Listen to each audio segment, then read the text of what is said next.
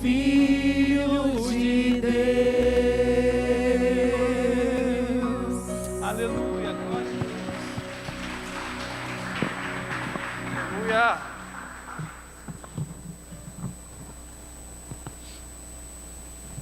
Aleluia. Eu cumprimento a igreja com a paz do Senhor, amém? Ainda de pé, igreja, vamos ler a palavra do Senhor. Hoje eu tenho certeza que Deus já está falando poderosamente, queridos, aos nossos corações nessa noite. O medo verdadeiramente tem escravizado pessoas, o medo ele nos paralisa. Mas você já abriu a sua boca e profetizou e disse: eu sou liberto, eu já não sou mais escravo do medo. Aleluia. Aqui, Lucas, nesse aqui, ó. Um retorno aqui. Eu gostaria de chamar as crianças de 3 a 9 anos, vamos orar. E nós vamos ter um culto todo especial para nossas crianças aqui. Obrigado, pastor Glória. Então, a salinha das crianças aqui, na frente, traga seu pequenino. Será um culto especial para eles. E nós vamos orar já pela mensagem, agradecer a Deus pela vida dos nossos pequeninos. Hoje a tia Paula, João Marcelo. Já tem um dormindo aí. Isso. Glórias a Deus. Eu estou vendo aqui, amados, não sei se vocês já perceberam, está entre nós a irmã Marinete. Pastor, quem é a irmã Marinete? Quem estava hospitalizado e a gente estava clamando, está bem? Levante a mão, irmã Marinete, para que a igreja glorifique o nome do Senhor pela sua completa reabilitação. Esse é um milagre vivo e provar que quando as pessoas perguntam, cadê? Cuidado com essa câmera aí, Lucas. Quando as pessoas perguntam, cadê o Deus dos crentes na hora da Covid? Está aqui, irmãos. Já prepara o vídeo do irmão Sérgio aí também. Estenda as suas mãos para cá. Senhor nosso Deus, obrigado pela vida desses pequeninos, Senhor. Crianças, Senhor, elas têm um coração tão puro e prepara esse coração para que elas possam ouvir a Tua voz, a Tua palavra. Firma nossos filhos, Senhor, nos Teus caminhos. Firma os passos. Eu te peço uma bênção especial por essas monitoras que saíram da sua casa para trazer uma palavra, um louvor. Abençoa este culto ali, Senhor. Traz, Senhor, verdades. Tira todo o medo, toda trauma, Senhor, aquilo que não vem de Ti. Libera uma palavra poderosa na vida desses pequeninos. Aqui na nave do templo, Senhor, te peço, usa-me, Senhor. Fala aos casais, fala às famílias. Pai, obrigado por este culto, pela Tua presença, pelo Teu Espírito Santo aqui, Senhor. O Senhor já derramou aqui, Senhor, um maná, que nós possamos aproveitar, porque o homem de branco já passeia aqui em nosso meio, Senhor. Obrigado pela Tua doce presença neste ambiente.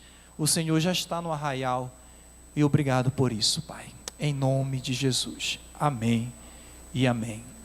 Ainda de pé logo, pode abrir a palavra do Senhor no Salmo 144.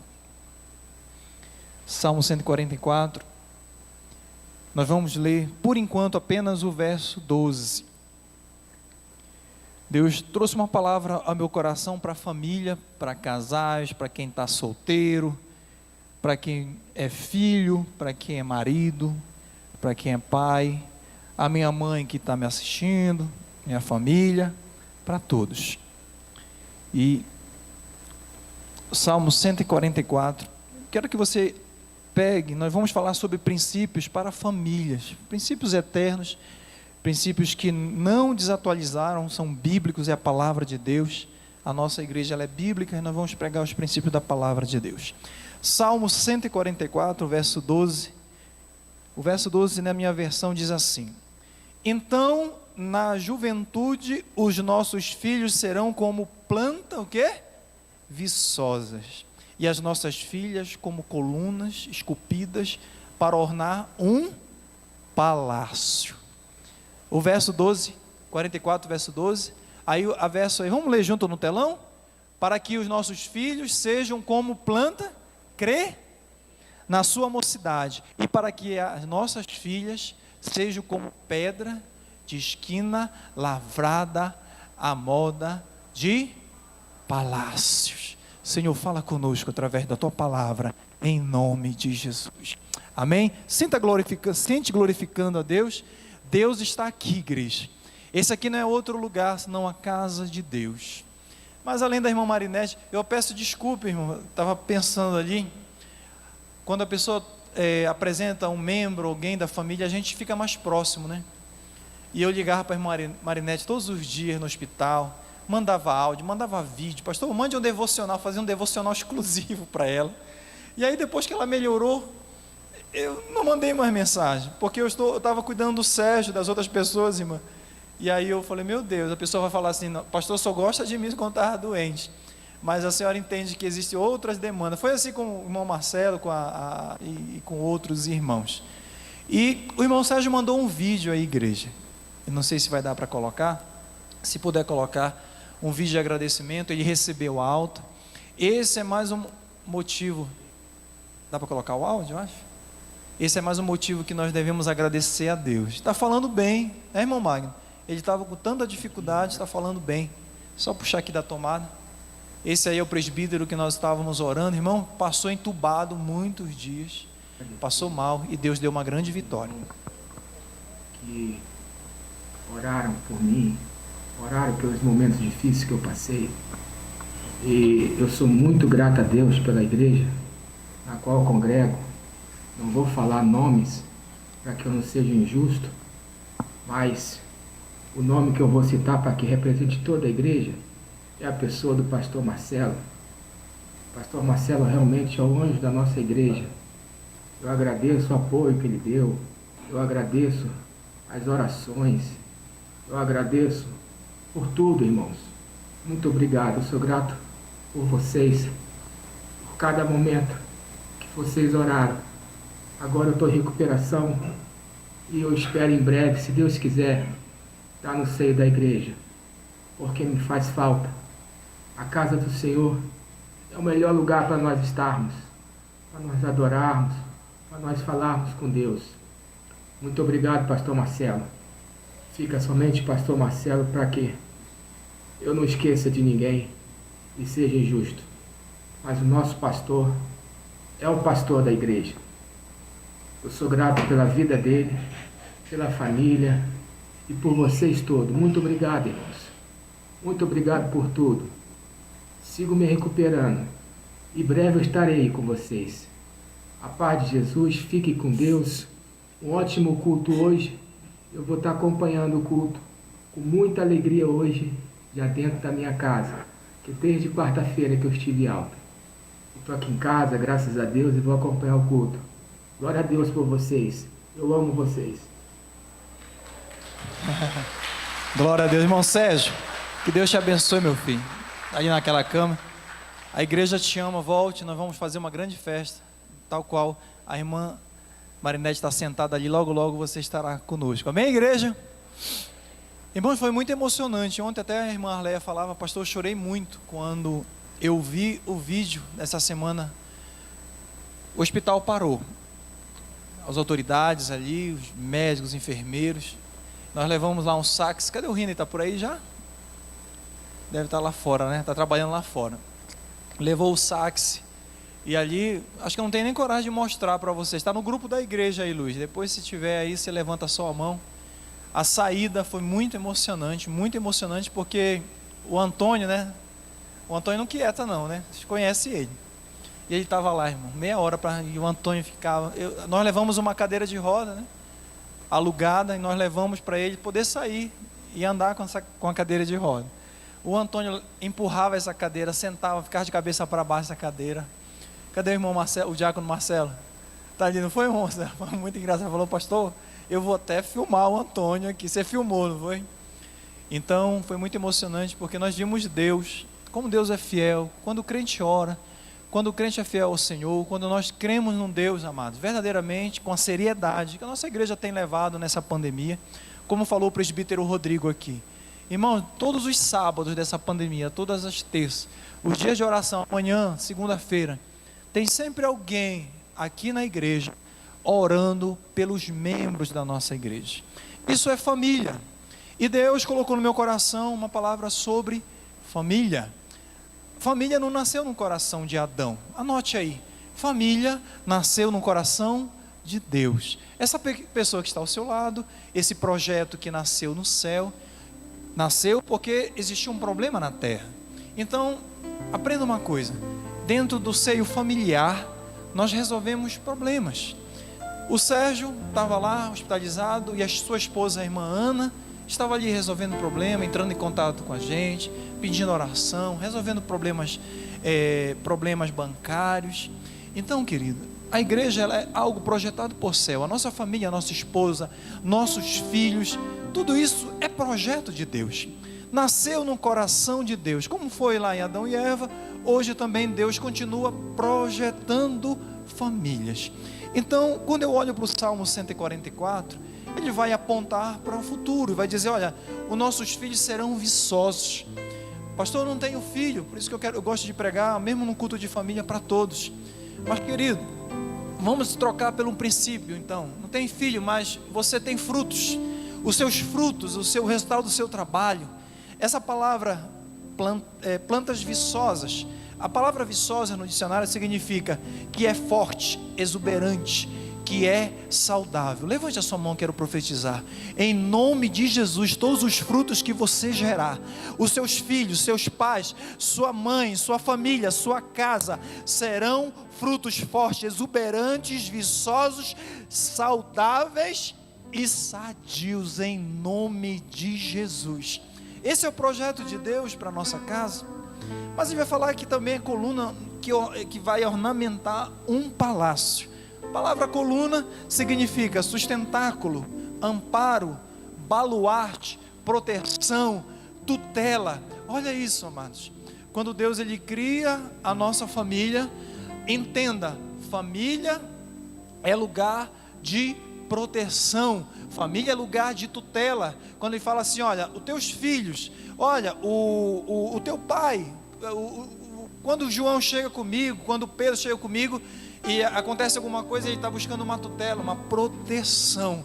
Assim também Deus, ele, através do salmo, esse salmo é um salmo de oração, de proteção e de agradecimento. Assim também no seio familiar existe essa proteção. Então eu sempre digo, família é algo que nós podemos ter segurança. É dentro da família que nós somos o que nós somos, porque às vezes no trabalho não se pode expressar tudo o que você é, mas é lá no seio familiar que você tira a máscara descartável, essa aqui, você tira a outra, e é lá que você é o que você é. É lá que você mostra a sua espiritualidade, ou se você não é espiritual, é dentro do seio familiar. Já está aí, o vídeo caiu? Não deu certo? Tá bom. Então, e Deus coloca para mim aqui princípios baseados na Bíblia. Como é que nós devemos construir então, pastor, uma família? Amado, se você já está construindo uma família acima desses princípios, Deus coloca algo no meu coração e eu fiz a mensagem baseada no gabinete que eu tenho diariamente ali, semanalmente. Eu fiz essa mensagem e falei, peraí, eu sempre ouço essa reclamação, eu peguei e fiz um tópico. Eu sempre ouço isso, eu peguei e fiz outro tópico. Então, não é em cima apenas de um texto, eu vou usar vários textos. Então, anote lá, chaves para construir um lar para sempre. Família é para sempre. Eu já falo isso para você. Essa esposa que Deus te deu, ela é forever. Então, é para sempre. A sua mãe é para sempre, seu filho para sempre. Não existe, olha, agora eu não tenho mais, até sogra, né? Não existe aí sogra, até sogra. Mas família é forever. Pastor, como é que eu posso construir então uma família para sempre? Filipenses, no capítulo 3, verso 13, diz assim, é um princípio da eternidade, mas eu vou usar como princípio aqui. Paulo vai dizer assim, irmãos, quanto a mim, não julgo ter alcançado, mas uma coisa eu faço, que é, repita comigo, esquecendo-me das coisas que para trás fico, diga assim comigo, prossigo para o alvo. Avançando para as que estão diante de mim, prossigo para o alvo, pelo prêmio da soberana vocação de Deus em Cristo Jesus, esquecendo-me das coisas que para trás ficam.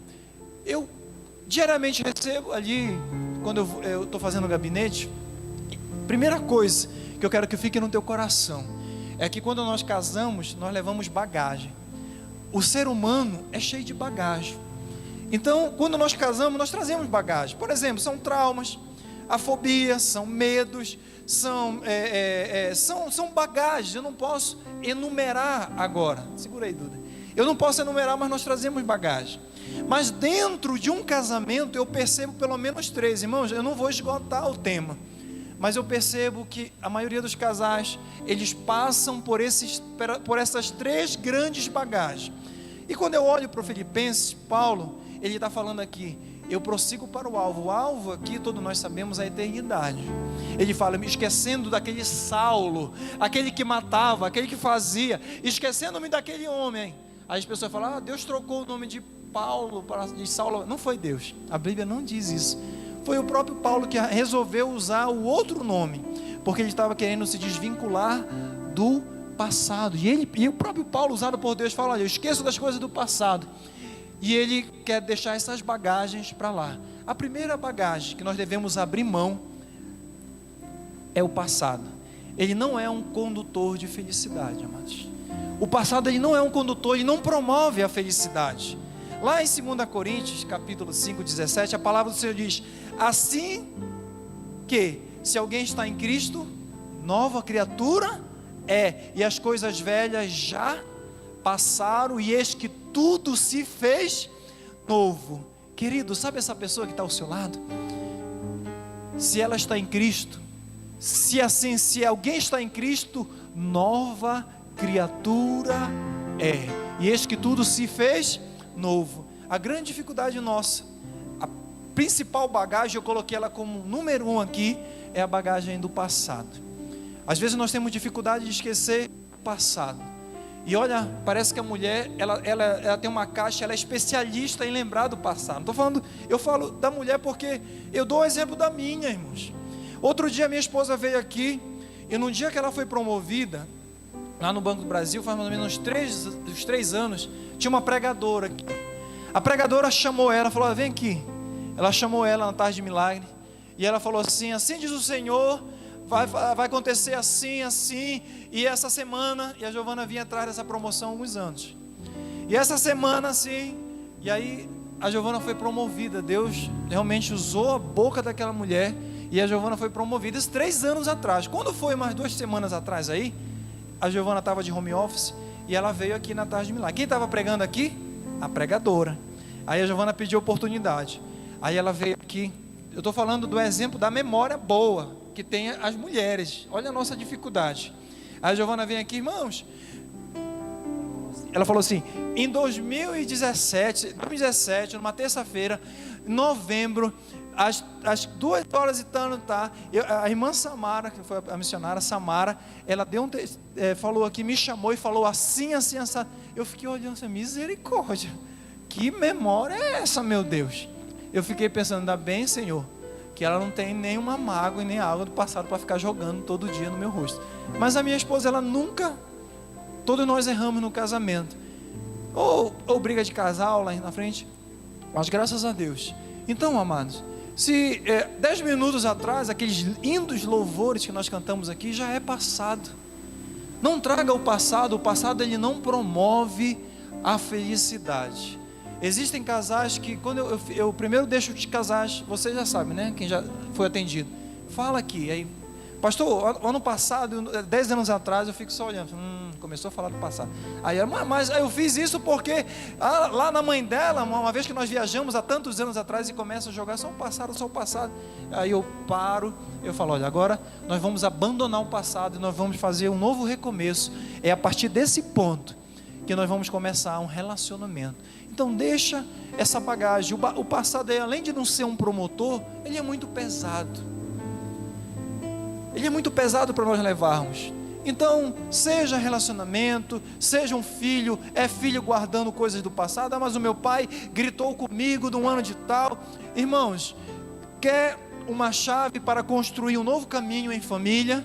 Se você tem jogado no rosto do seu esposo, da sua mãe, do seu pai, uma bagagem de algo que foi no passado, Deus fala, Hoje é tempo de você abandonar toda acusação do passado, tudo aquilo que você tem colocado. Esqueça das coisas que para trás ficam e prossiga para o alvo. Quem entendeu isso, diga amém.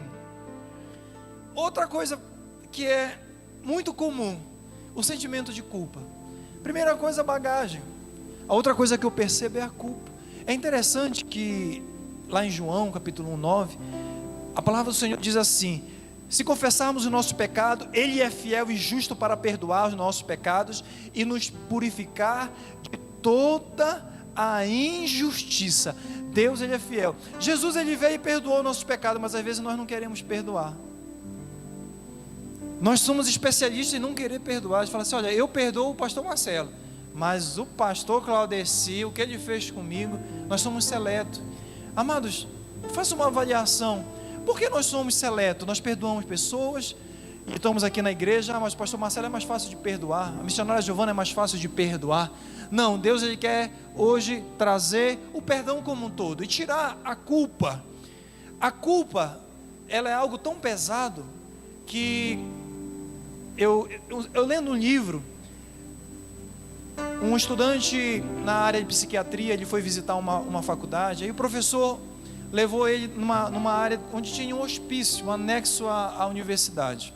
E ali ele começou a passear e ele achou estranho aquela quantidade de homens e mulheres ali, uns olhando para cima, outros olhando e brincando, e outros se ferindo, e outros falando sozinho.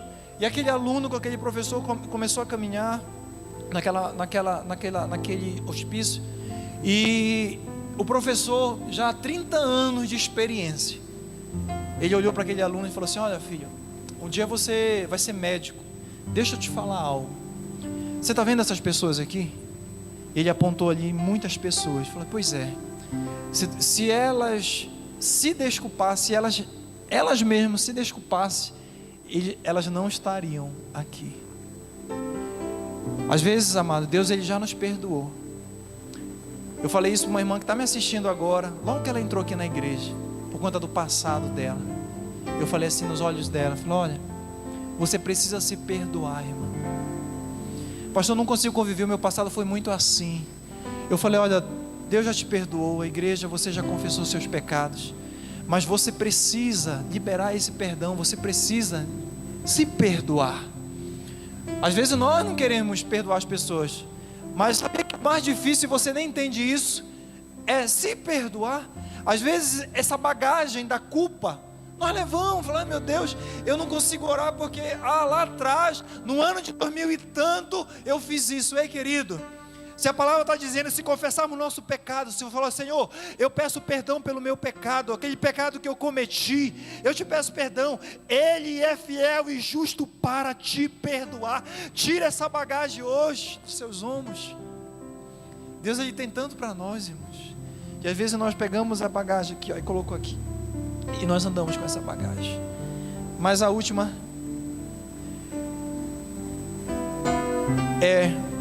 primeiro, nós falamos da bagagem do passado, da culpa e do ressentimento. A decepção. Nós fechamos, quando nós cometemos alguma coisa, algum pecado, algo contra o nosso cônjuge, com o nosso pai, nós parece que fechamos o nosso coração, né? Algumas vezes o coração fica tão fechado que ele paralisa, causa o medo, e o medo nos paralisa. E aí nós acabamos, você não é definido pelo fracasso ou sucesso. Nós acabamos ali, amados, ficando com aquele ressentimento. E todos nós sabemos que o que é o ressentimento? Às vezes o ressentimento nada mais é de que beber um veneno, né? Nós sabemos que esse ressentimento é beber um veneno e esperar que o outro morra, porque o ressentimento, ele é um veneno que ele vai matando aos poucos. Amados, deixa eu falar uma coisa para vocês. Essa minha caminhada de pastor, todos os dias eu falo com alguém que está com câncer, em estado terminal. Não esqueça, a minha vida de pastor, ela não termina aqui. Eu vou ainda responder mensagem, orar por alguém, mandar um áudio. Alguém que está muito mal às vezes, e eu ali acompanhando. E eu vou falar algo que é uma experiência minha, como pastor, como biólogo. Amados, as pessoas que adquirem algumas doenças, aquelas doenças psicossomáticas, são pessoas que têm muito ressentimento. Elas falam assim: pastor, eu não consegui perdoar. Eu conheço uma vizinha, eu perdi essa vizinha porque ela fazia cinema, pipoca na rua da minha mãe. A minha esposa fala que eu parece um político. Lá na rua da minha mãe, quando eu chego, as velhinhas vêm tudo me cumprimentar, porque eu vivi no meio delas. Elas davam ali comida, faziam cinema. E uma dessas, ela tinha um relacionamento muito, muito tranquilo com seu esposo, bem sucedido. Aquela casa ali a gente ia, lá era, sabe a vizinha rica, onde os pobres se metem? Era lá que a gente fazia a festa. Tinha videogame lá do filho, a gente jogava. Então, aquele casamento aparentemente perfeito. Um dia houve uma traição. Ela nunca imaginava uma traição. E ali houve. Aquele homem tentou pedir perdão, ele se arrependeu de fato. Dias na frente daquele banco havia um ressentimento. Eu não acredito, eu acho que hoje ele foi e fez de novo. E aquele ressentimento passou o primeiro ano, passou o segundo ano. Aí eu viajei e voltei lá, e ela falou: olha, mas o fulano, hein, Pantoja? Eu falei: ô fulano, perdoe, isso vai fazer mal para você. No terceiro ano que eu cheguei lá, estava magrinha, muito magra. No quarto ano ela desenvolveu um câncer de estômago. E agora recentemente, muito nova, 50 e poucos anos, ela veio falecer. Ela faleceu, ela morreu. Para mim é muito claro. Eu estou te dando um exemplo do ressentimento. O ressentimento ele é comparado à ruminação de um animal, por exemplo, de um boi, de um cavalo, que a pessoa fica aqui, ó, aquilo, olha, mas eu peço que Deus faça justiça. Pastor fulano de tal está aqui no meu joelho, Deus tem que cumprir, porque me ofendeu, porque fez isso comigo. Deixa eu falar algo para você. Se alguém fez algo contra você, você está tomando veneno e você está querendo que a pessoa morra, e isso está fazendo mal para você. Isso aqui é ressentimento. Quer ter a tua imunidade? Isso aqui é pesquisa científica. Quer ter a tua imunidade forte? Quer ser uma pessoa saudável? Quando o câncer, está ali o médico, está ali o nosso médico. Faça assim, meu doutor, respalde aí o que eu falo, por favor. Quer ter a tua imunidade? É ou não é, doutor? Sabe por que eu estou falando isso? Quando eu fui fazer os exames geral no coração, um médico, que ele é uma referência no Brasil, ele me falou que a ciência começou a estudar a religião, porque muitas pessoas que aparecem doentes, depois que estão dentro da igreja, voltam lá, estão totalmente curadas. É uma área da ciência, né, doutor? Que eles estão pesquisando. Nós já sabemos disso. É o nosso Deus que cura. Quando nós estamos aqui, nós perdoamos, nós liberamos perdão. Se a pessoa nos ofendeu, nos traiu, nós chegamos aqui na igreja e falamos: Senhor, eu sou capaz de perdoar. Eu não quero levar esse ressentimento, eu não quero levar essa culpa, eu não quero levar essa bagagem na minha vida. Então deixa o ressentimento, querido. Se o teu pai fez algo contra você, eu sei que eu estou falando para pessoas que aconteceu. Se a sua mãe, se o seu tio fez algo contra você, e eu sei que fez, porque eu faço gabinete, eu sei do que acontece, coisas que vocês nem imaginam dentro de um ambiente familiar. Deus está te falando: não deixe esse ressentimento te destruir por dentro, como um câncer. Se Jesus te perdoou, perdoe também. Não deixe esse ressentimento te matar. O amor não guarda rancor. 1 Coríntios capítulo 13, verso 5. Guardar ressentimento é como tomar um veneno e esperar que a outra pessoa morra. Então, repita comigo: abre mão da bagagem do passado, da culpa e do ressentimento. Mas segunda, algo que Deus colocou no meu coração: a família é um processo de semeadura constante. Isso aqui é muito interessante, é o meu tópico preferido. O Salmo 126, capítulo 5 e 6 vai dizer assim: os que semeiam em lágrimas colherão com alegria. Aquele que leva a preciosa semente andando e chorando, voltará sem dúvida com alegria, trazendo consigo a sua colheita. Algumas versões vai dizer seus feixes e os seus molhos. O que é que eu aprendo aqui? Querido, o choro não é um impedimento para continuar semeando. Eu acho isso aqui muito interessante, porque a pessoa fala assim: pastor, A minha vida, a minha família não está bem. Há choro dentro do meu lar por parte do meu marido. Há uma ansiedade. Eu estou chorando, a minha filha está chorando. Há um choro lá dentro. Eu quero dizer para você que o choro que há na tua família não é o impedimento para você continuar semeando, plantando. Está difícil? Continue plantando. Quem está plantando aqui na sua família? Deixa eu ver. Porque tem muitos que não plantam. É interessante, inclusive, quando eu faço casamento, eu brinco. A pessoa está lá, a mulher, né? Aquela maquiagem, aquele perfume, aquela roupinha toda tchutchuca. Vem para a igreja. A irmã casou, parece que tem que fazer uma mudança radical. Já, o cabelo já é aquela base. Cadê aquela... Aí o homem está lá na academia. Não estou falando com você não, tá, irmão Éder? É outro irmão. Tá lá na academia, pai, lá bonitão, roupa cheiroso, barbazinha, cabelo na régua. Não é com você, Rodrigo, também, tá, meu? Você é outra pessoa. Cabelinho na régua, lá antes de casar. Aí sabe o que eu acho engraçado? Aí quando casa, irmão, vira um ogro. Aí já é barbudo. Lá no Ministério da Saúde é engraçado, irmão. Os meus colegas que casam figura demais. Um casou, estava bonito e malhava e corria. 3 meses depois eu cheguei lá, o cara está cabeludo, já barrigudo e barbudo. E eu falei, nem se aproxima, está repreendido.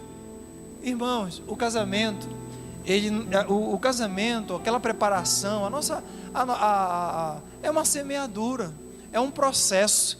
O nosso casamento, nosso relacionamento com Deus, nosso relacionamento entre pai e filho, é um processo, é uma semeadura. Não para. As pessoas falam assim, olha, agora eu casei, pronto, eu não preciso estar bonitinho, já me arrumei. No interior eu falava assim, esse aí já se arrumou, não precisa não, irmãos. Muito pelo contrário.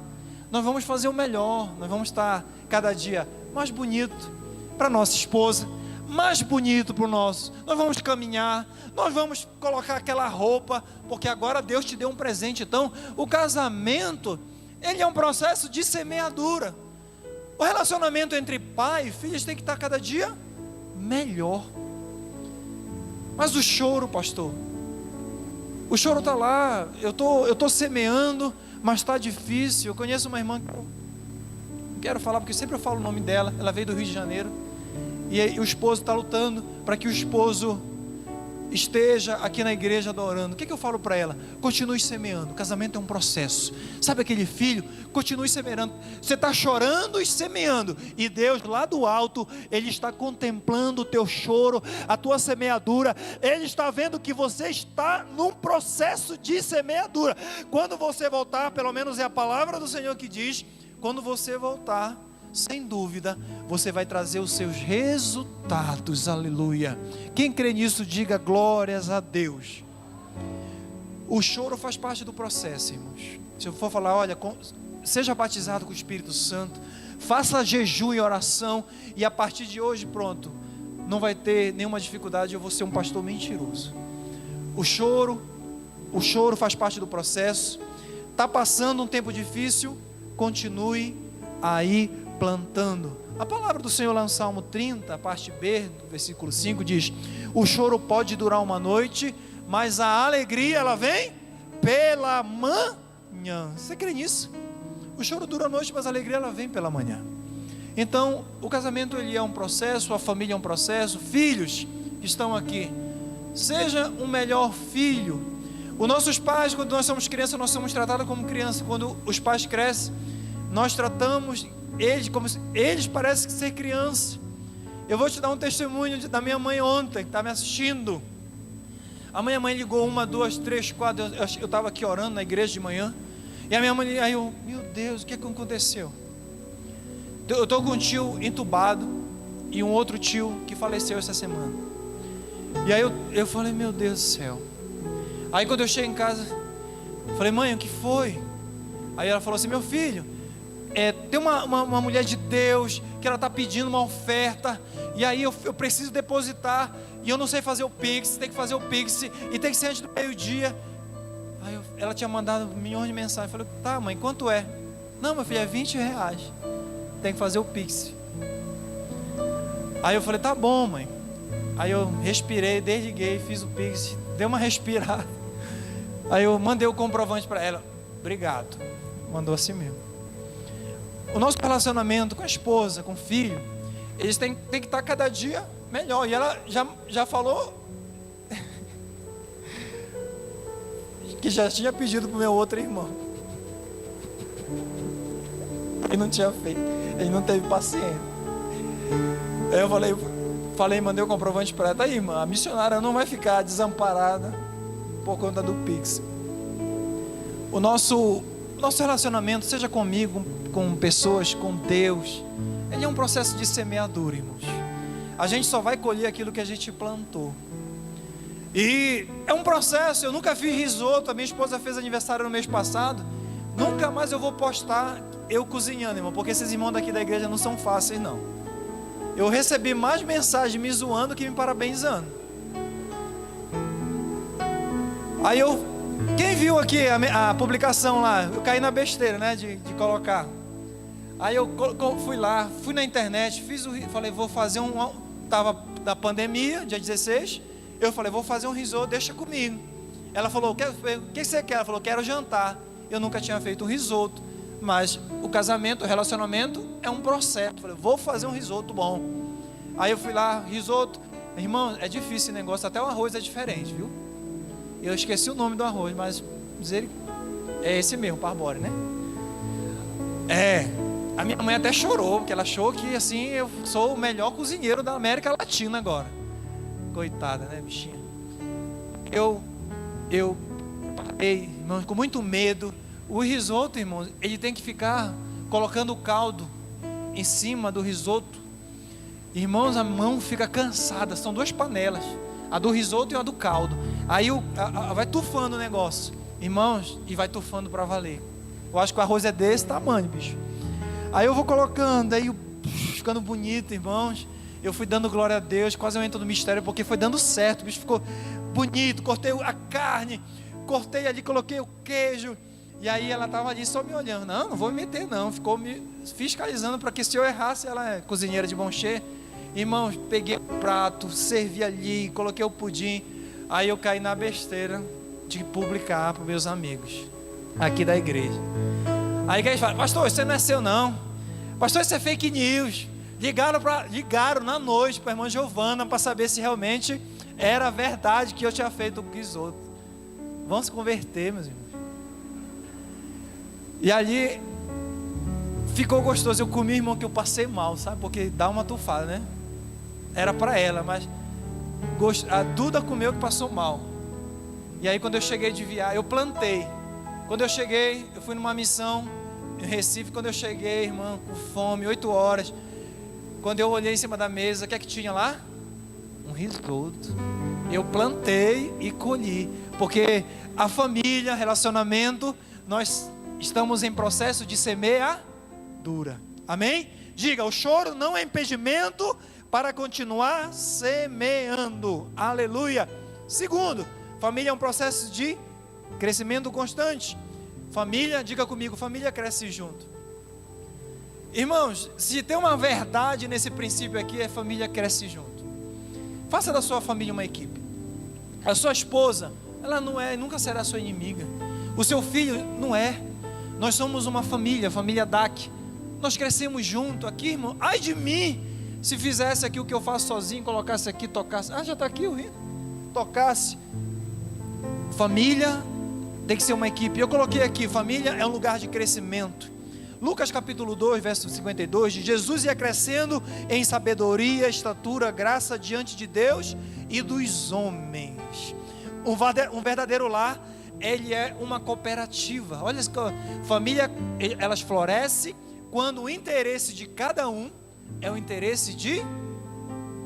Será que o interesse de cada um da sua família é o interesse de todos?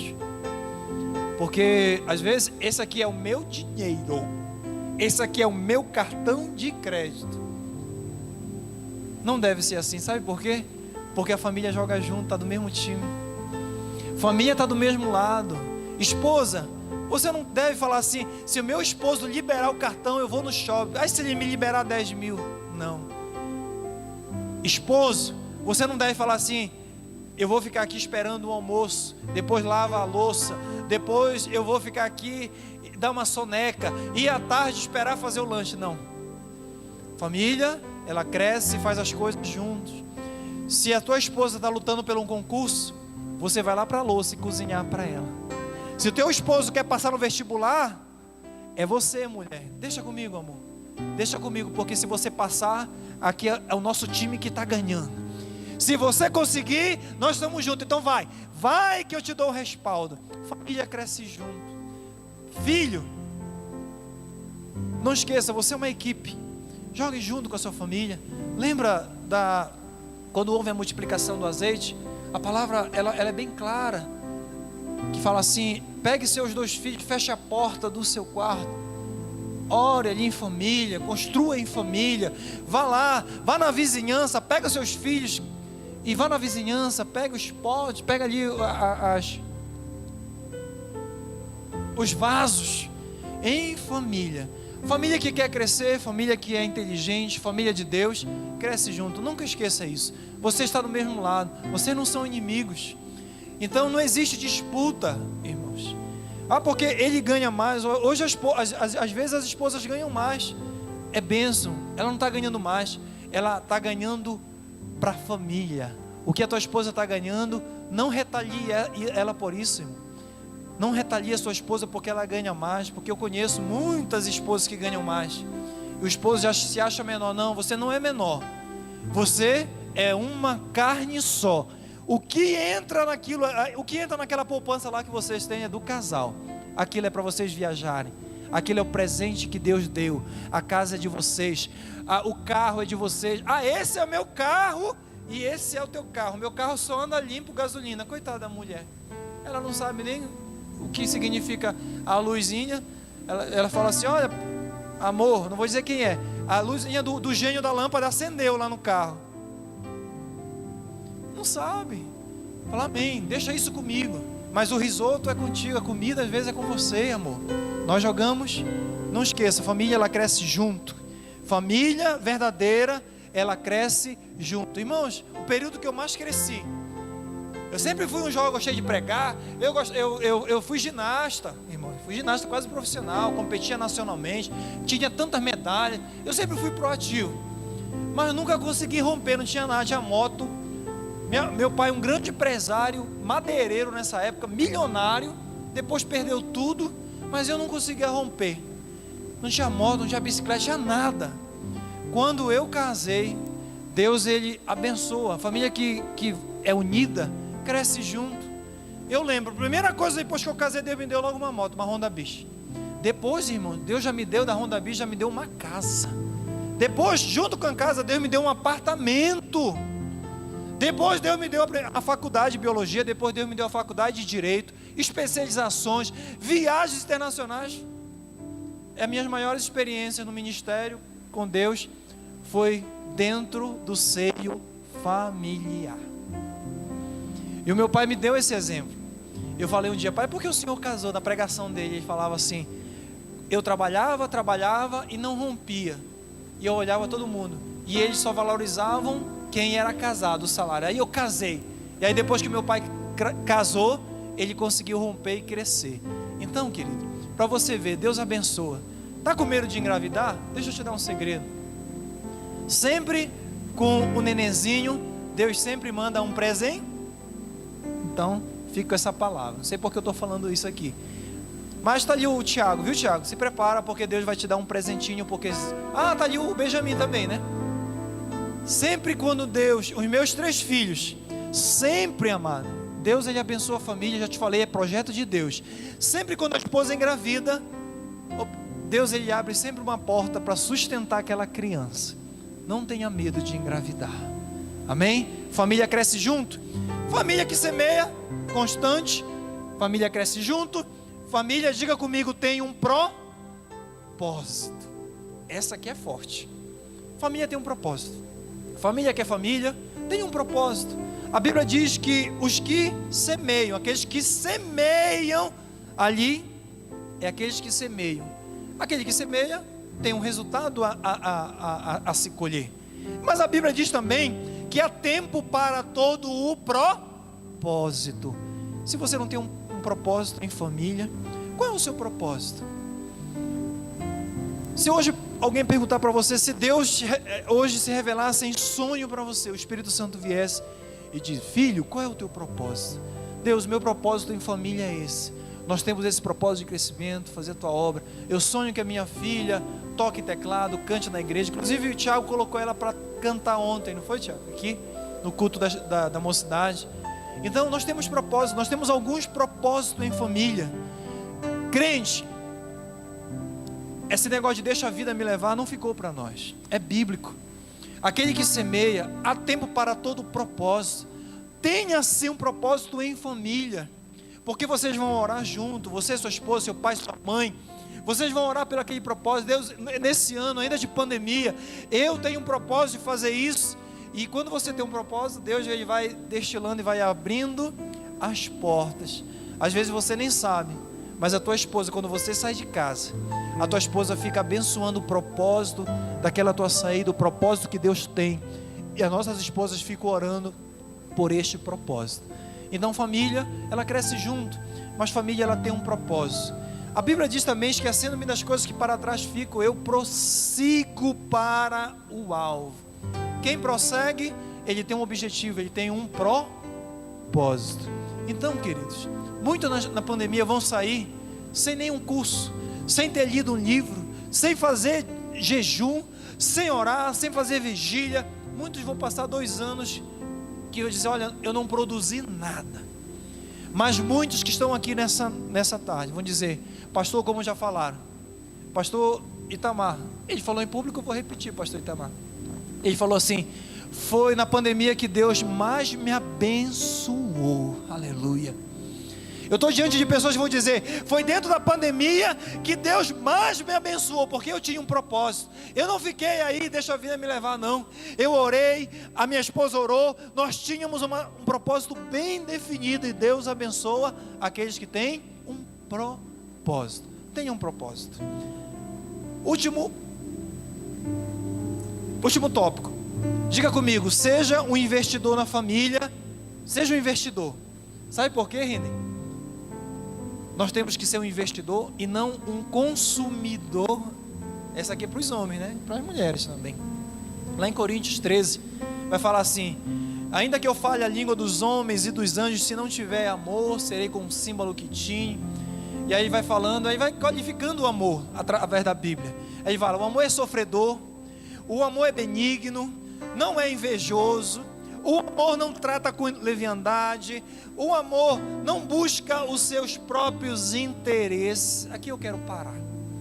Queridos, seja um investidor. Será que você tem investido? E onde é que você tem investido a sua energia? Cuidado. Seja um investidor. Pastor, onde eu devo investir? Anote aí. O amor de tudo sofre, tudo crê, tudo suporta. Primeira coisa que nós devemos investir chama-se, diga comigo, tempo. Sabia que nós investimos pouco tempo às vezes nas pessoas que nós amamos? A internet ela veio, e aí as redes sociais, elas aproximaram as pessoas que estão longe, mas porém elas afastaram as pessoas que estão perto. Isso é uma realidade. Eu sei o que eu estou falando, irmãos. Então a internet ela acabou aproximando, né, aquele vizinho, aquele parente. Mas o tempo, amados, é uma coisa que nós devemos investir. E eu falo para você: você tem tempo de qualidade com quem você ama? Eu acho interessante porque em Eclesiastes capítulo 3 vai dizer que tudo tem o seu tempo, e há tempo para todo propósito. Não diga que você não tem tempo para sua esposa. Não diga que você não tem tempo para o seu filho, para sua mãe, para o seu pai, para as pessoas que você ama. Porque tem tempo sim, irmãos. Tem. Eu posso garantir, olha que a minha vida é corrida. E eu todo dia venho na igreja orar. Todo dia eu vou advogar. Todo dia eu vou aconselhar. Às vezes todo dia eu estou no hospital, às vezes estou no velório. Às vezes eu faço casamento. Essa semana eu vou para um casamento em outra cidade. E eu digo para vocês, ainda sobra tempo para eu fazer devocional, preparar mensagem, cuidar dos meus filhos, brincar de Batman, e brincar de guerreiro, tomar banho. Ainda tem tempo. Por quê, pastor? Porque às vezes nós achamos que o tempo da nossa esposa, o tempo do nosso esposo, é aquele, já tomo café junto, eu já durmo junto com ela, eu já almoço. Esse não é um tempo, esse aí a gente oferece também para estranhos. A gente almoça com o estranho, a gente toma café com o estranho também, às vezes, lá no nosso trabalho. Esse não deve ser o tempo que você deve tirar. Você deve separar um tempo para sua esposa, para o seu esposo. É segunda-feira, é o dia de nós cozinharmos juntos, fazer o jantar. Na quinta-feira, para tudo. É um tempo que eu tenho para... Nós vamos fazer isso, nós vamos comer pipoca, vamos sujar aqui e depois nós vamos limpar em família. Inclusive hoje, parênteses, eu peguei o Pedro esfregando lá no pátio de casa com escovão e sabão. O Pedro tem 3 anos, ele está ali, está dormindo. Eu falei, tá fazendo aí, filho? Eu estou limpando o que a mamãe mandou. Eu falei, a Giovana não é fácil não. Botou o Pedro para escovar lá, que ele tinha passado lá a canetinha. Tire um tempo de qualidade. Não deixe a sobra. Você deixa a sobra, irmãos. Você deixa a sobra às vezes de comida. Você fala, eu vou comer, vamos almoçar, a sobra de comida é minha. Deixa aqui a sobra. Não, a gente sempre quer um pedaço legítimo. Por que nós não separamos tempo de qualidade? O tempo de qualidade não é aquele tempo que você está aqui, ó. E aí, irmão, tudo bem? Vai falando aí que eu vou. Esse não é um tempo de qualidade. Um tempo de qualidade, existe nos Estados Unidos um restaurante que quando você pega o celular e vai almoçar com a sua família, você coloca o celular dentro de um recipiente, você ganha 20% de desconto. Eu queria tanto que desse certo aqui no Brasil isso.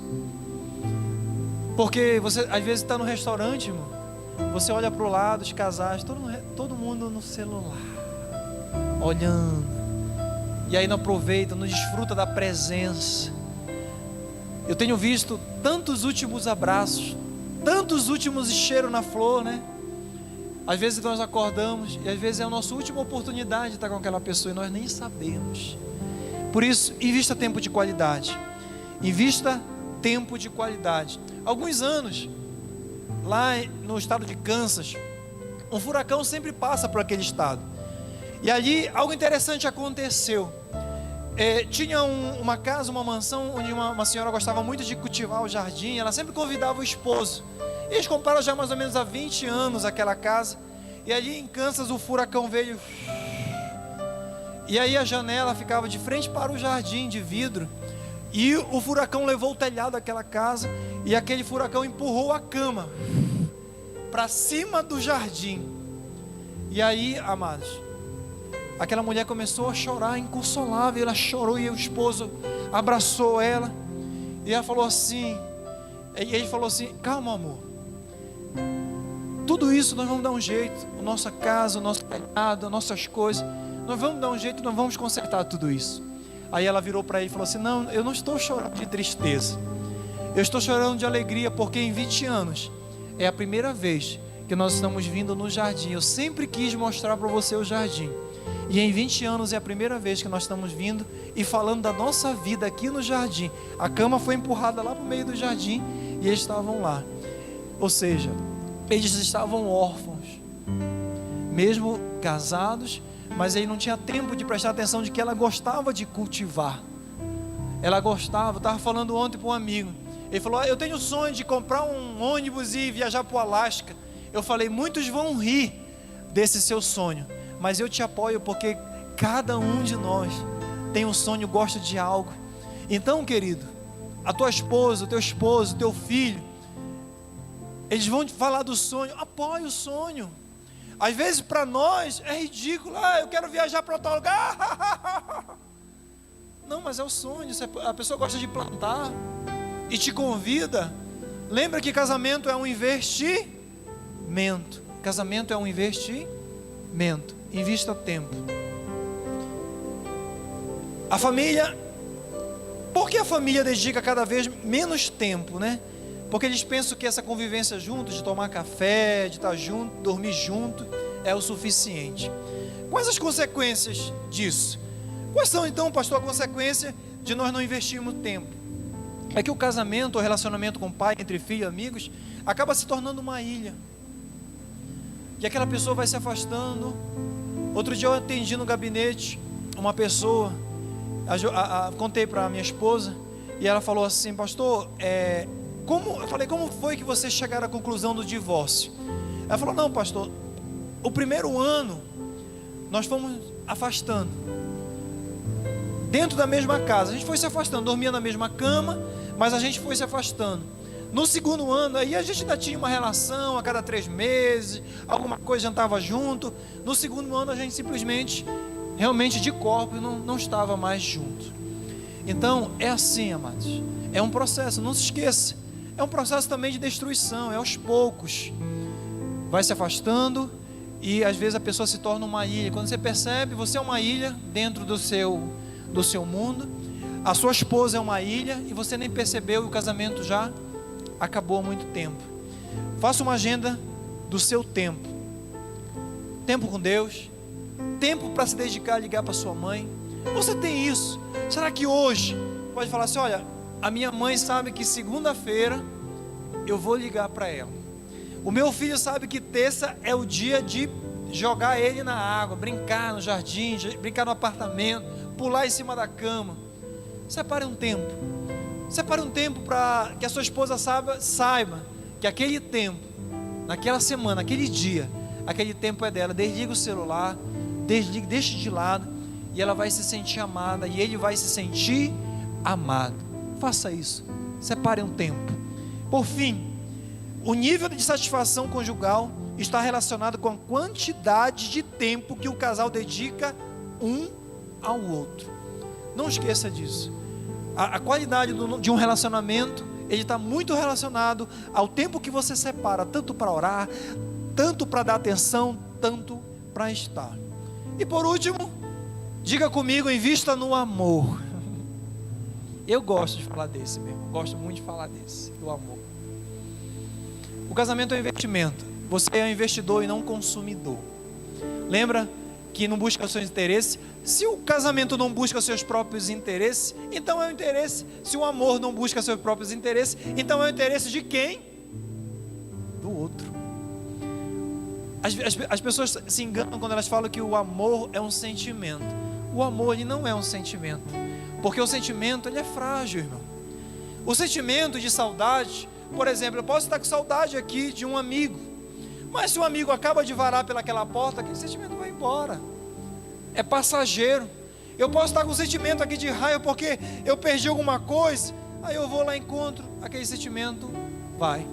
Eu digo para você, o amor, invista no amor, porque o amor, ele não é o passageiro, o amor não é um sentimento. Eu peguei aqui que se o amor fosse um sentimento, ele seria frágil, e o amor, ele não é frágil. O amor, ele é um ato, uma atitude em favor daquele que você ama. John Maxwell, ele fala uma frase muito interessante. Ele fala assim: penso em atitude, né? Se o amor é uma atitude, ele fala assim: eu penso em atitude como um sentimento interior que se expressa pelo comportamento exterior. Então o amor é uma atitude. Você ama, então, peraí, eu vou fazer algo para surpreender. Esse ano eu vou fazer algo para surpreender a minha mãe, a minha esposa, aquela pessoa tão amada. É uma atitude. Se você ama o próximo, você surpreende. Você é uma atitude. Mas o Aurélio, ele trouxe, eu fui lá, ele trouxe um conceito aqui do amor. Segundo o Aurélio, o amor, ele é um sentimento que predispõe alguém a desejar o bem de outra pessoa. Então nós só temos que corrigir essa questão do sentimento, porque o amor, ele é um ato que leva alguém a fazer o bem a outra pessoa. É necessário fazer essa correção, uma vez que foi visto anteriormente que o amor, ele não é um sentimento. Se o amor, ele sofre, tudo crê, tudo suporta. Se eu não busco meus próprios interesses, eu vou buscar o interesse daquele que eu amo, né? Da pessoa que eu amo, seja no casamento.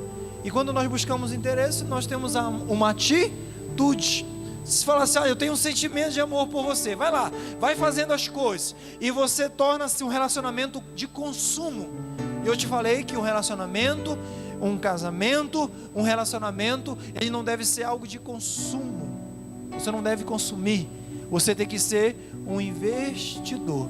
E é algo diário. O amor é algo que você deve investir. O teu relacionamento com Deus, o teu relacionamento com alguém, o teu relacionamento com o próximo. Fique de pé para nós concluirmos essa mensagem. Nós vamos concluir em pé. Pastor, vamos aplicar agora. Como podemos fazer de nossa casa um verdadeiro lar? Pegue isso aí, coloque no seu coração. Primeiro, jogue toda a bagagem fora. Como é que eu posso, pastor, transformar a minha casa em um verdadeiro lar? Deus quer transformar hoje aqui, nessa noite, casas em verdadeiro lar. Deus quer trazer felicidade, quer tirar a bagagem do medo. Deus quer tirar a bagagem da bagagem do passado, aquelas bagagens que eu falei aqui no início. Deus, ele quer tirar tudo aquele peso, sabe, aquele ressentimento, aquela culpa. Deus, ele quer tirar. A palavra do Senhor Isaías diz assim: jogue toda a bagagem, né, que eu falei, fora e faça de Deus a sua fundação. Aleluia. Isaías 28:16 diz assim: portanto, assim diz o Senhor Deus, eis que eu assentei em Sião uma pedra, pedra já provada, pedra preciosa, angular, solidamente assentada. Aquele que crê não foge. Mateus capítulo 7 diz assim: todo aquele, pois, que ouve as minhas palavras e as pratica, será comparado ao homem prudente que edificou a sua casa sobre a rocha. Querido, jogue toda a bagagem fora e faça de Deus a sua fundação. Não esqueça, o choro vem, continue plantando. As lágrimas, às vezes, no casamento, relacionamento com amigo, são seres humanos. Eu posso errar com você, você pode errar comigo, mas Deus só não quer que você fique com esse ressentimento. Coloque o seu casamento, o seu relacionamento na rocha. A partir de hoje, convide. Hoje o pastor Eliezer falou que naquele casamento em Canaã, Jesus, ele foi convidado e ali houve provisão. Faça de Jesus a rocha no seu casamento. Segundo, peça auxílio ao Senhor nesse processo de semeadura. Peça auxílio: Senhor, me direciona, como eu posso ser uma pessoa melhor? E faça de Deus o seu construtor. Lá em Salmo 127:1 diz: se o Senhor não edificar a casa, a sua família, você, em vão trabalha aqueles que a edificam. Faça de Deus o seu sentinela, porque também nesse salmo diz assim: se o Senhor não guardar a cidade, em vão vigia a sentinela. Faça de Deus a sua força unificadora. A palavra do Senhor em Coríntios 12:12 diz assim: porque assim como o corpo é um e tem muitos membros, e todos os membros, sendo muitos, constituem um só corpo, assim também com respeito a Cristo. Você e sua família, vocês são um. Vocês sempre estão no mesmo time, do mesmo lado. Vocês têm propósito em comum. Deus tem projeto. Quando Ele olha para mim, quando Ele olha para você, Deus, Ele fala: eu tenho um projeto na vida da família. Não é individualmente. Sabe quando Deus uniu vocês? Pois é, infelizmente muitas esposas não entendem isso. Quando Deus, Ele une casal, quando Deus tem uma família, Ele tem um propósito para a família. Família que é sábia, família cresce junto, semeia junto. E para finalizar, faça de Deus o seu refúgio. O Salmo 91 diz: Senhor, Tu tens sido nosso refúgio, de geração em geração. Antes que os montes nascessem, se formasse a terra e o mundo, de eternidade em eternidade, Tu és Deus. Aleluia.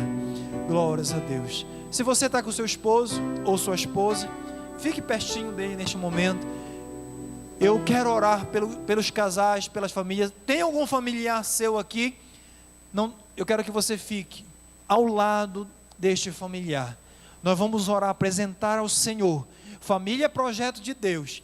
Você pode dizer assim: pastor, eu estou chorando nesta caminhada por algumas situações financeiras, está difícil algumas situações. Eu quero dizer para você que nessa noite, querido, nós vamos orar.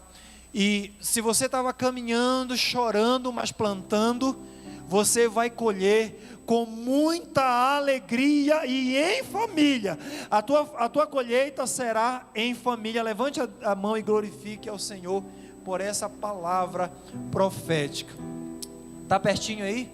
Isso, abraça. Não é pecado não, tá? Ficar do lado da esposa, abraçar num culto de família. Nós vamos agradecer ao Senhor. Peço que a minha esposa apresente aqui ao Senhor cada casal, cada situação. Aleluia, Senhor. Vamos orar ao nosso Deus. Querido Pai, soberano, poderoso, Tu és um Deus, Senhor, da família.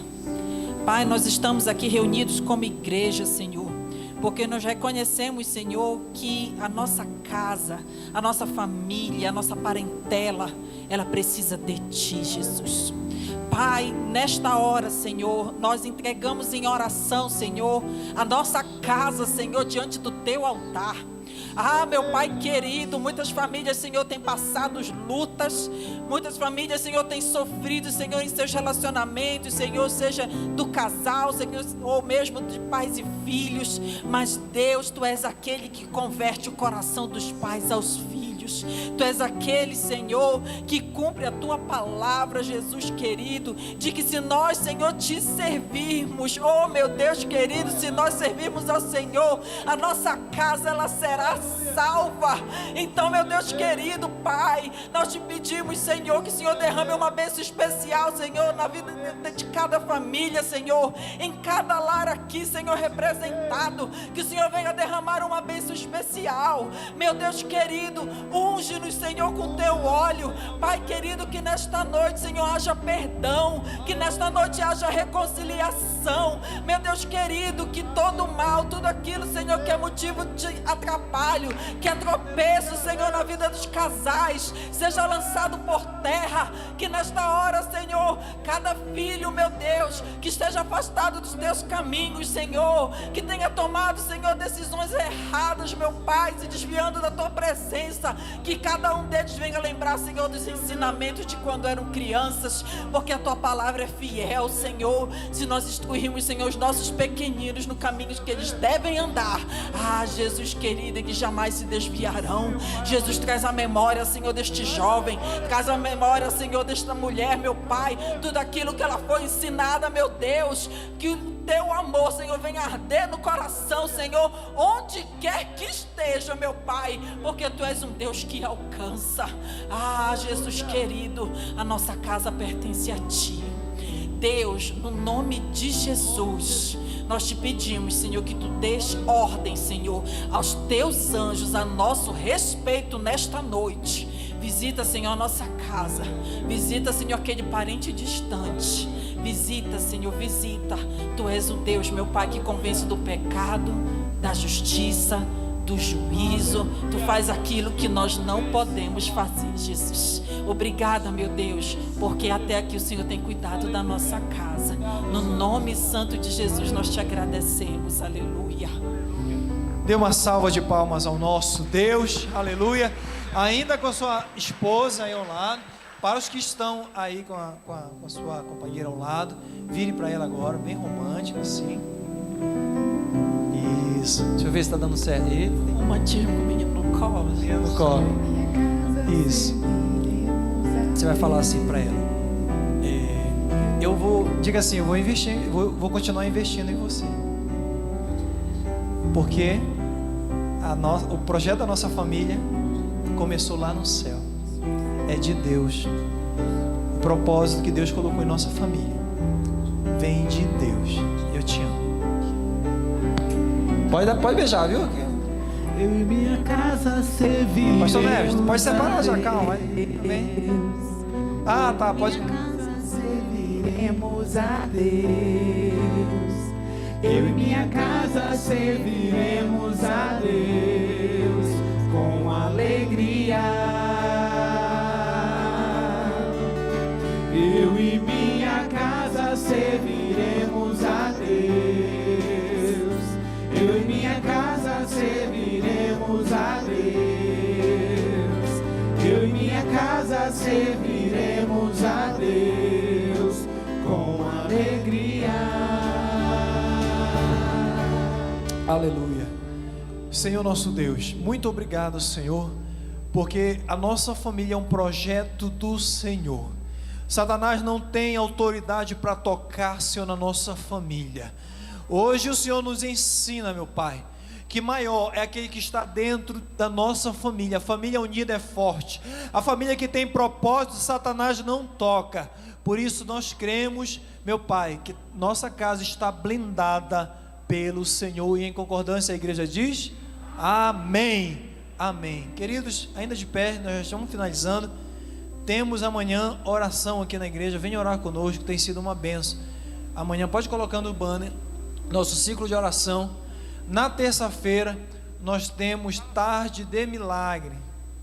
Isso, tarde de milagre. Pode colocando. E o pastor que estará aqui é o pastor Eltione Juan. Eu coloquei, tá aí no, não é esse que eu mandei lá no grupo hoje. Pastor Eltione Juan estará aqui ministrando uma bênção de Deus terça-feira.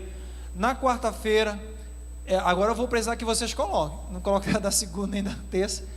Da quarta-feira, porque eu esqueci. Pastor Eliezer estará trazendo uma palavra aqui que mudou, pastor, o tema. Eu mandei no grupo. Alguém vê no grupo aí da mídia, por favor? Eu acho que tudo coopera para o bem daqueles que o amam. Pastor Eliezer, uma palavra, porque tudo coopera. Então ele vai destrinchar essa palavra. E a escola bíblica, né, pastor Eliezer? Deixa eu falar rapidinho aqui. A nossa escola bíblica voltou online. Então hoje nós já estivemos aqui ministrando ao vivo aqui a nossa escola bíblica, uma benção, tá bom, queridos? E no sábado nós temos consagração. Nossa consagração tem sido uma benção. Pastor Laci estará aqui no sábado. Aí, ó, tudo coopera para o bem daqueles que o amam. Quarta-feira vai ser uma benção, amém? Deus abençoe. E estou esquecendo de alguma coisa? Os visitantes. Quem está nos visitando vai ganhar. Cadê a lembrança? Já está na mão aí, irmã Bedilma? Quem está nos visitando pela primeira vez, levante a sua mão só para. Tem muita gente aqui. Vem uma para cá para frente, irmã Esté. Aqui tem muita gente aqui, ó. Deixa a irmã Bedilma aí no fundo. Se divida ali. Mais uma vez, levante a mão quem está pela primeira vez. O seu também? Segunda. Segunda vez conta. Dá uma para a segunda vez aí. Isso. Glória a Deus. Sejam muito bem-vindos. Ali a família, seja muito bem-vinda. Deus abençoe também. Todos que estão pela primeira vez, sejam muito bem-vindos à nossa casa. O Rodrigo já falou aqui da nossa construção. Tem sido uma bênção. A nossa igreja vai ficar muito linda. No final do ano vai estar aqui, irmãos, uma maravilha. Tudo resolvido lá fora, aqui dentro, em nome de Jesus. Sábado temos culto, Tiago. Culto da mocidade às 16 horas, né? Louvorzão dia 1º de maio da mocidade, amém? Tenho certeza que essa será uma semana que Deus vai entregar nas nossas mãos. A igreja diz: se você tem certeza que Deus vai entregar também essa semana, diga amém. Feche seus olhos. Senhor, te agradecemos, Pai, por esta oportunidade de estarmos aqui. Eu senti, Senhor, a tua glória. Eu senti, Senhor, o teu reverberado, a tua graça sobre nós. Hoje nós saímos blindados como família. Hoje nós vamos investir mais tempo. Hoje nós vamos estar juntos, Senhor, mais e mais, porque esse projeto não começou aqui na terra. Esse projeto chamado família começou lá no céu. Fica conosco, nos dê uma semana abençoada, protegida, guardada no teu santo nome. Antes da bênção apostólica, a Santa Ceia, eu mandei também o banner da Santa Ceia. Nós vamos jogar a Santa Ceia para outra semana, tá, irmãos? Para a Santa Ceia coincidir com a primeira semana. Então, não vai ser um mês que a gente vai ficar não sem Santa Ceia. A nossa Santa Ceia será no dia 5 de maio, num domingo às 19 horas. Nós vamos jogar só uma semaninha para lá. Até porque esse mês ele termina na metade da semana, então são 2 dias de diferença, alguma coisa assim. Não esqueça, a nossa Santa Ceia no próximo domingo, culto normal. Na outra, Santa Ceia do Senhor. Amém? Estenda as suas mãos.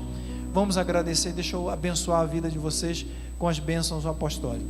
Que o grande amor de Deus, a graça do nosso Senhor Jesus Cristo, a doce comunhão e a consolação do Espírito Santo de Deus esteja presente hoje e sempre na sua casa, que o Espírito Santo continue guardando a segunda, a terça, a quarta, continue guardando a quinta, a sexta, o sábado e domingo, continue guardando de toda a pandemia, de todo o espírito da morte, de toda a inflamação ou doença, de toda a peste, e em concordância a igreja diz amém e amém. Uma excelente semana, que Deus te abençoe. Com a melodia Ele me centrou, me cercou com uma canção.